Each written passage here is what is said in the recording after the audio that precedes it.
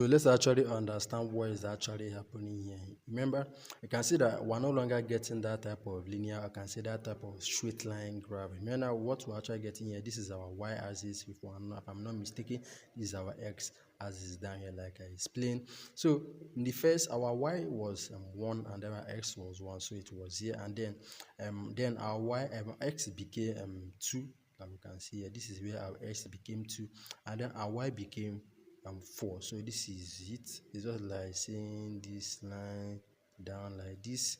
So this is more like it. So the joint is here, and then our x became 3, which is 3 here, and then our y became 7. So it's going to be 3 to that of the top here. This is where the 7 lies. So it's going to come down. Hope it's not just just normal our elementary I can see elementary graph, say, and then x became 4 and our y became 4. So it's going to from 4 and then it's going to go to 4 to this down, and again it's going to draw down. So this is not actually hard to actually understand. Let's say in a station whereby you don't feel the need to actually make use of this line that is here, what you can actually do is actually to set a extra parameter here.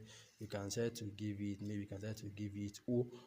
You can just set O here. This signifies that you don't want to make use of line, that you want to make use of O character, or you can say punch character. That's actually one of the simplest way to actually explain it. So let's actually see what to actually get. You can see this is the same thing starting and then to that of the 7 and to that of the 4. So this is our choice, but this punch is going to be really useful in a station whereby I want to actually separate our data, and we want to actually know what data actually. So when we start our linear regression, we're going to make use of this of dots, or I can say punches of the punch type of line of graph. So let's say whereby there are two colors, let's say I say blue and red or something, then we can actually differentiate maybe data that is actually tend to deviate to the other side.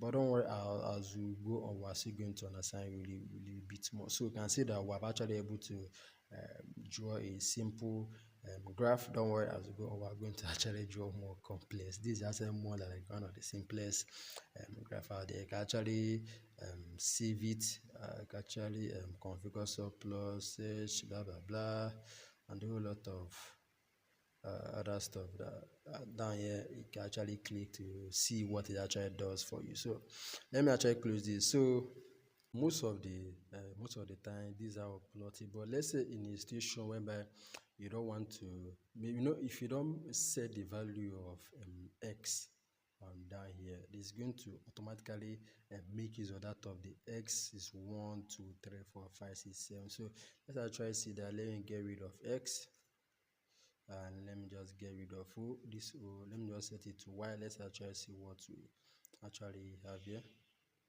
So we can see that we actually see get the same output, but we can see the value, the x is going to be set to default. So that is basically actually does. You can see our s is 0 0.51 1.52 2.53. You can see it's been set to default. I think default automatically will start from 0 0.0 to 0 0.5 to 1 to 1.5, which is 0.5 gap difference. So that's just it. And most of the time when you're trying to plot graph, you have to actually turn it to numpy array. Numpy array, that's one of the that's one of the best way that actually derive and actually setting a list. Make use of a list is not actually a problem, but if in case you want to make use of that of the numpy array, first of all, let me get rid of this guy. Let me close it. So first of all, what we're going to do, we're going to import our numpy. So I can try to give it a particular name. MP is actually like a common name that mainly be used, and I think this name is actually more than good enough, rather than try to rename it anything of your choice again. So we want to make use of that of the MP. You can say our MP dot what array. Simple as that. And we're going to include it. So then just copy this part of this, put it down here. Close our x. Let's actually run this. We're also going to get the exact output that we actually got. There's not going to be indifferent. So let's actually see that. We can see we see get exact the same thing that we actually get. Remember that now we actually set the value of that of the x x be, we set the value be earlier and we moved it, and they'll make use of the np malware to actually do this. So as we go on, we're going to do something a little bit complex, but it's not going to be hard.